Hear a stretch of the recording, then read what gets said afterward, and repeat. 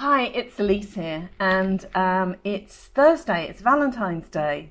It's also it's the fifth of my 5 life lessons videos. Now, I started this because it was my 53rd birthday last Friday, and I promised that I would deliver one tip for every decade that I've lived. So I've been doing that over the last few days, and I hope that you've stayed with me. I hope you've enjoyed them. And this is my last one. And because it's Valentine's Day, I thought that I would tell you a very true, very personal story about how my husband and I met, because it created one of the biggest life lessons that actually either of us, both of us, have benefited from. And it was the same lesson.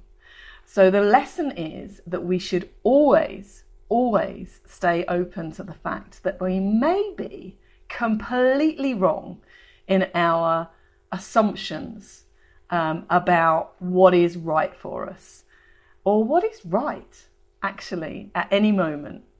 We might be wrong. We're all fallible. And no matter how sure you are about the thing that you think you're right about, just stay open to the fact that you might be wrong. If my husband and I hadn't stayed open to that fact, we would never have got together, because let me tell you about the story of how we met. Now, the long version of this is really pretty long. It's also very funny, but we don't have time for that here. I'll just give you the short version, because that tells you the gist of this story. It also gets to the point that I want to make, which is always we need to stay very open to being wrong about assumptions or decisions that we've made. So let me take you back to 1996, 19th of September, 1996, the night that my husband and I met in a bar in Ibiza at about 5 a.m. in the morning. Yeah, not the most salubrious of starts to a great romance, a great relationship. And we have had a great romance and a great relationship. It's our 20th wedding anniversary this year. And we will be celebrating because we are absolutely made for each other. But we didn't believe we were, either of us.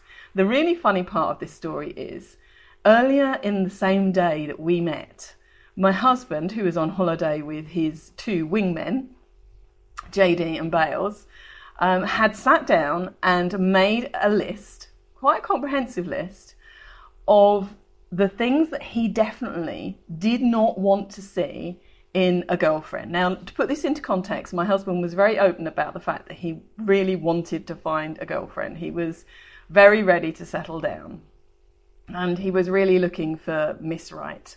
Now, when his friends, JD and Bales, asked him, well, what does Miss Right look like? How are you going to recognise her? He said, well, I've got a very open mind. I don't mind pretty much what she looks like, but I do know what I don't want.